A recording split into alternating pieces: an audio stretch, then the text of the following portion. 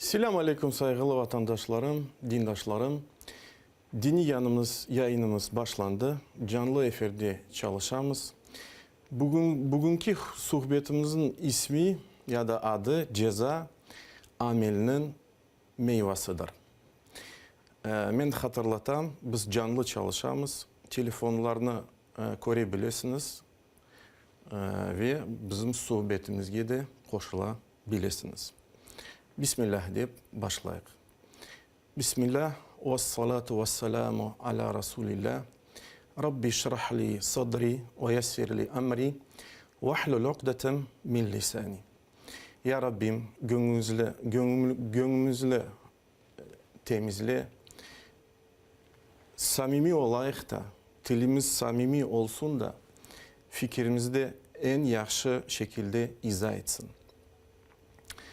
Demek ki saygılı vatandaşlarımız, bugünkü mevzumuz ceza amelinin meyvasıdır.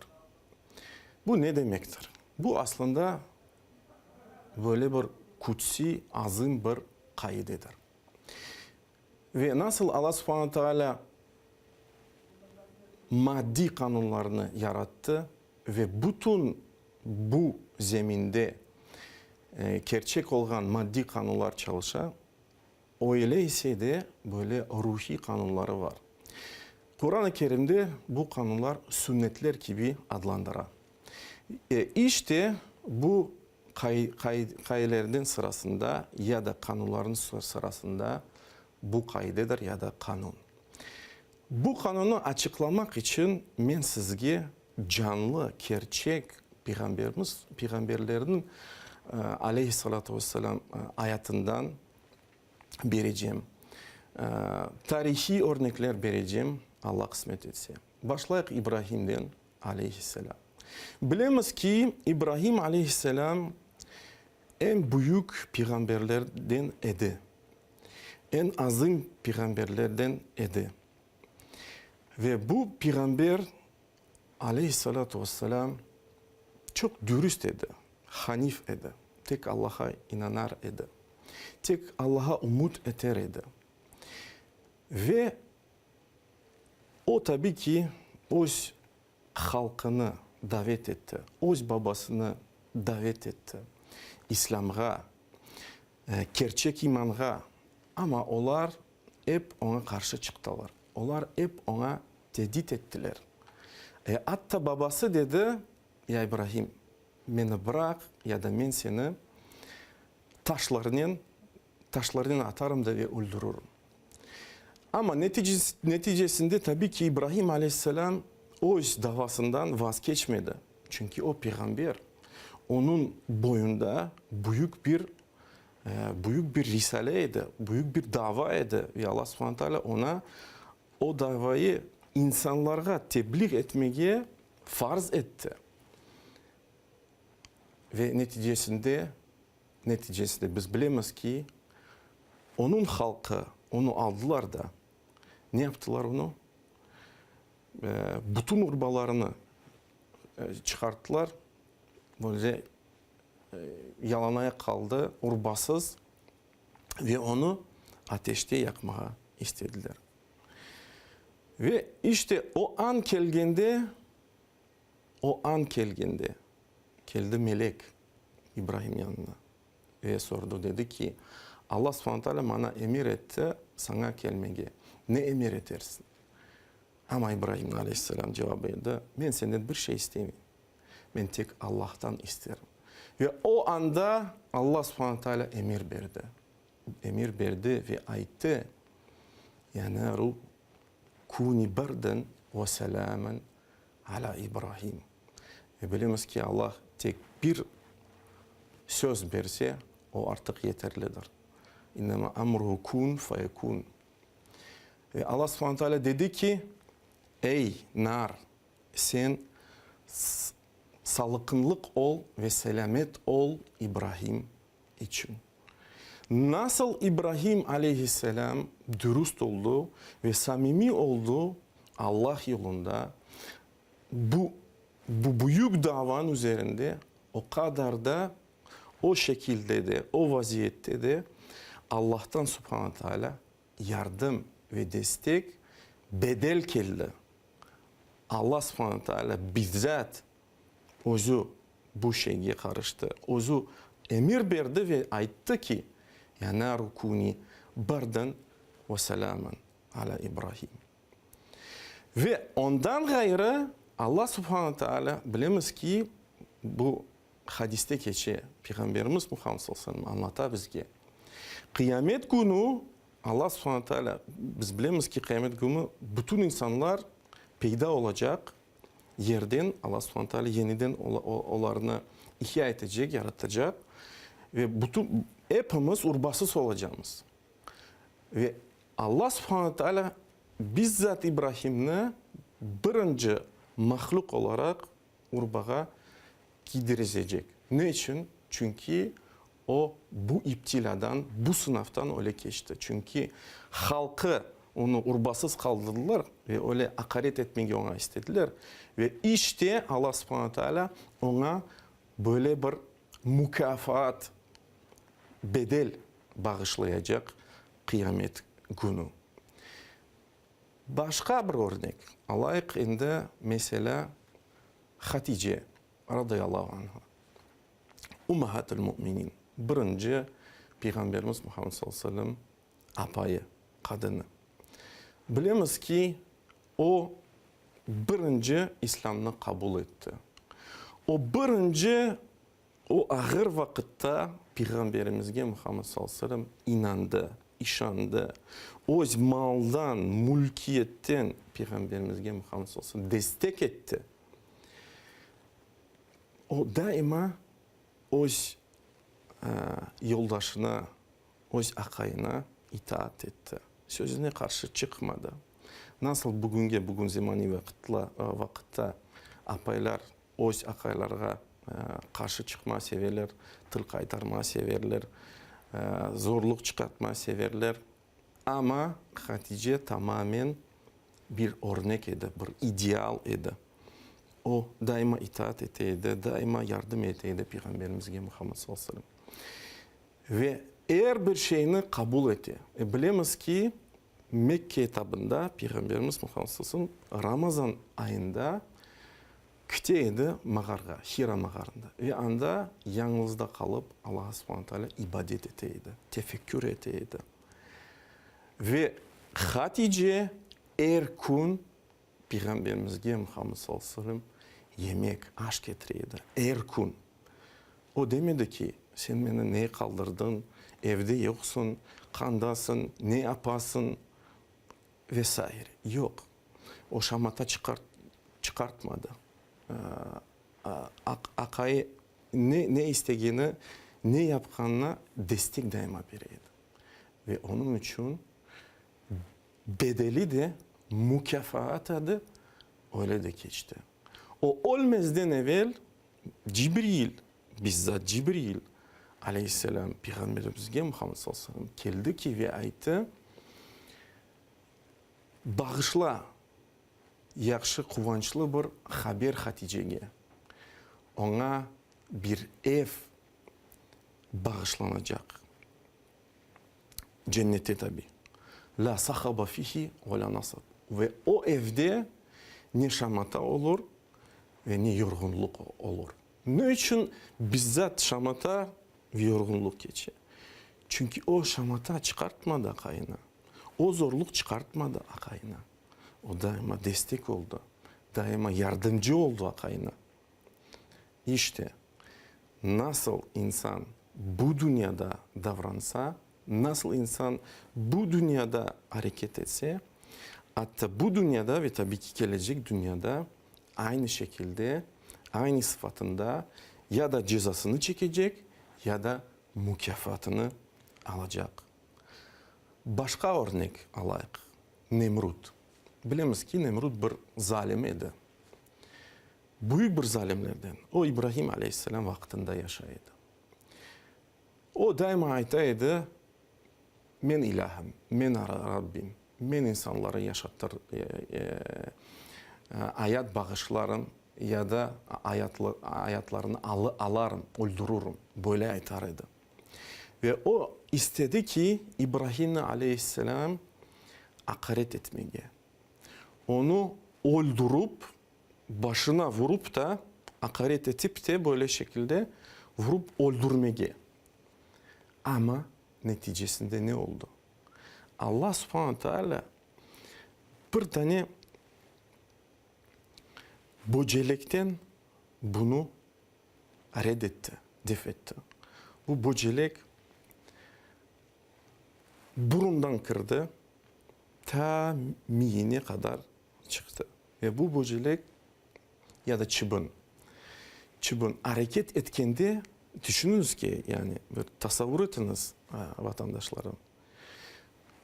Hareket etkende başı ağrıydı, başı başlamaya ağrıydı. Ve ona hiçbir doktor, tabip ilacını, tedavisini tapıp olamadı. Sadece ona rahatlık bağışlaydı başına böyle vurganda. Ve işte o ağırlıkını, o elemini toktattırmak için o başladı öz başını duvarga vurmaya ya da başka bir şeylerden vurmaya, hatta böyle bir şekilde vurup özü öldü. İşte insan ne yapsa da, nasıl hareket etse de öyle bir şekilde o hareketten, o tip hareketlerden hatta cezasını çeker ya da mükafatını alır. Başka bir örnek, Ukba ibn Muayyid. Biz bilemiz ki bu müşriklerden birisiydi. Ukba ibn Muayyid. Daima Peygamberimiz Muhammed sallallahu aleyhi ve sellem karşına çıkaydı. Öyle çıkaydı ki hatta Peygamberimiz Muhammed sallallahu aleyhi ve sellem namaz kılarken Kabe'nin karşında ve secdede olganda o Ukba ibn Muayyid bir kere geldi ve hayvanın içeklerini, soyulgan hayvanın içeklerini Peygamberimiz Muhammed sallallahu aleyhi ve sellem boyuna taşlap da işte hakaret etti. Başka sefer Peygamberimiz Muhammed sallallahu aleyhi ve sellem boyuna bastı. Peygamberimiz Muhammed sallallahu aleyhi ve sellem hakaret etmeye için. Ve onun neticesi ya da cezası ne oldu? Bedir Savaşı'nda o esir kaldı ve hakaret şekilde öldürüldü. Ve hatta ölmezden evvel o sordu. Ne için beni öldürüyorsunuz? Bu şekilde. Ne için beni öldüreceksiniz? Ve ona cevap verildi. Çünkü sen Peygamberimizge Muhammed sallallahu aleyhi ve sellem böyle davrandın. Adaveti gösterdin. Adi oldun. Ve başka bir örnek. Züneyra. Bu da ırgatlardan birisiydi. Kadın. Biliyoruz ki ilk etaplarda Mekke'de İslam'ı kabul etken insanlardan ya da fakir insanlarıydı ya da ırgatlarıydı. Ve ırgatların sahipleri bu hareketini ya da bu Muhammed sallallahu aleyhi ve sellem davamızını toxtattırmak için ırgatlarını kıynaydılar.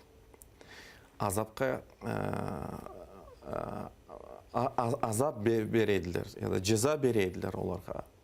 Ve işte onlardan birisi Züneyra.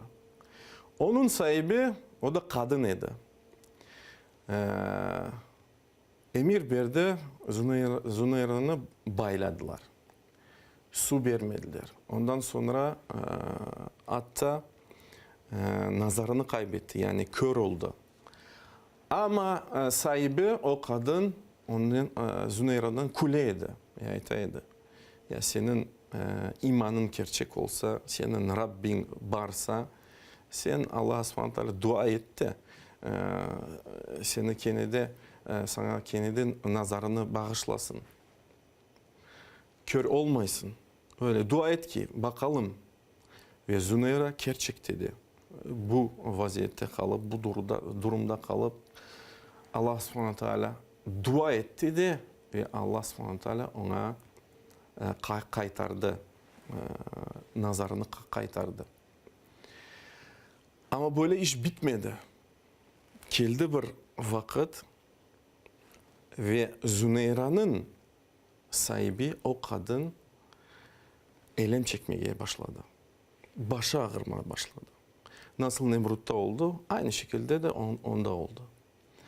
Ve kendi o ne kadar da zengin olsa, ne kadar da böyle otoriter bir kadın olsa, makamlı kadın olsa, kudretli ilaç tedavi tapıp olamadı. Sadece o elemini sakinleştirin de başına vursaydı ve emir etseydi, özü, yani bakınız ve düşününüz. O kadın özü emir etseydi, o hadimlerge beni vurunuz de başıma biraz o ağır o elem sakinleşsin de. Ve bu işte vurup böyle bir şekilde bu kadın öldü. Ya da Said ibn Cübeyr. Yani Said ibn Cübeyr bilemiz ki bu tabi'i sırasından bir büyük bir tabi'iydi. Bilemiz ki zalim Haccac onu tutakladı ve öldürmeye istedi. Tutakladı ve öldürmeye istedi ki ve ayıttı ki ya Said sen özün seç nasıl şekilde ölmeye istesin.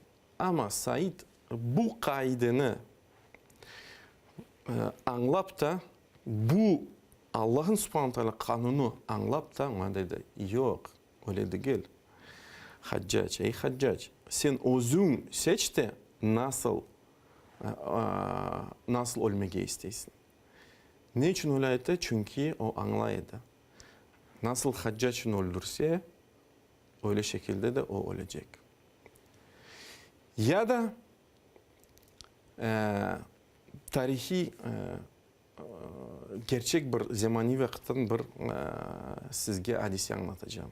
Bu hadisi bir gazette neşir oldu. Tabii ki çıkan makalenin o gazetede sahibi ismini açıklamaya istemedi. Ama o hadisi onun hayatından bağlı.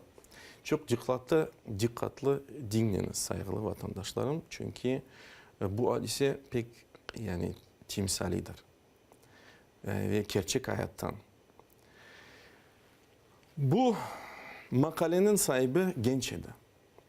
Ve genç olganda, üniversite okuganda o bir kızın gayri meşru münasebet kurup da laf etip zina yaptı. O kız yüklü oldu. Yüklü olganı peyda oldu. Ana babası, ağası bildi. O kız itiraf etti. Dedi ki, men de münasebet edi bu gençten. Endi ağası geldi bu gençin yanında zina yapkan gençin yanında ve sordu. Dedi, sen mi bu cinayeti yaptın? Tabii ki bu genç de korkup da reddetti.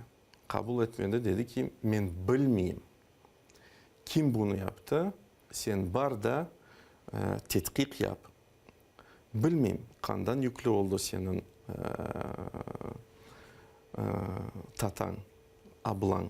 Ben hatta onu bilmeyeyim dedi. Reddetti.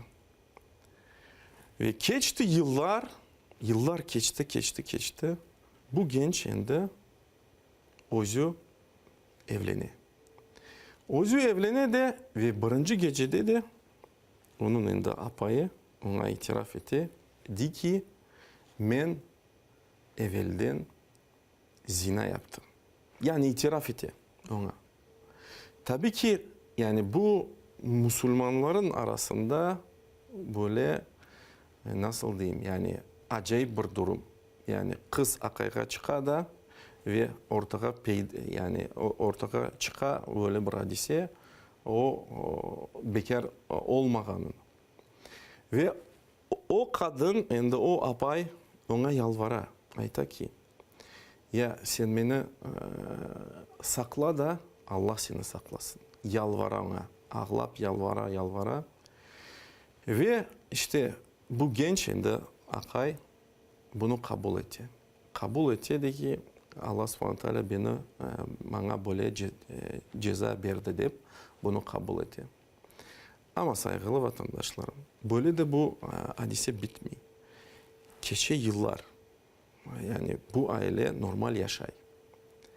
Geçe yıllar ve bu ailede kız doğar. Bu kız doğar da ve yani bu baba, bu bizim gençimiz baba ola. Ve bu balanı, bu kızını o kadar seviyor ki hatta makalesinde ona diye ayım, közüm, yani pek seviyordu. Endi 6 yaşında olganda bu kızının namusuna onların yaşayan yerinde binanın bekçisi namusuna geçi. Yani zorbalay, namusuna geçi. Düşününüz ki yani bazı insanlar belki de aytarlar. Yani o bir günah çalıştı ama ne kadar insanlar ceza çekti. Ne için ceza çekti? Bunu anlatmak ben şimdi çalışacağım. Çünkü bu genç zina yapkanda o kız burasının tatasıydı. Onun ağası var idi. Nasıl ağası üzüldü, nasıl ağası elem çekti, öyle şekilde de bu genç azap ve elem çekti. Ve bu kızın babası var idi. Ve nasıl onun babası elem çekti de üzüldü, bu genç de baba olup da elem ve azap çekti. Tabii ki bu günahsız balanın suçu yok. Ve bu balanın için böyle bir hadisi biz aytamız ki iptila. Ve bu iptila insanın makamını yükseltir, büyütür. Ama bu genç için bu bir cezadır. Ne için? Çünkü innemel ceza'u min cinsil amel. İnsan ne yapsa, ne hareket etse öyle de cezasını alır. İşte bir pauza yapıp neticelerimize geçeceğimiz inşallah. Bizden ayrılmaz.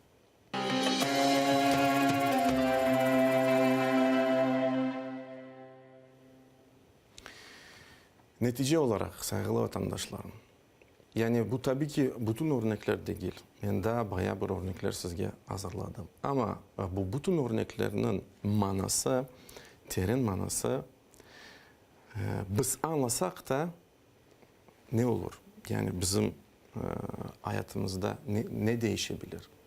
Zalim zulümden toxtatılır.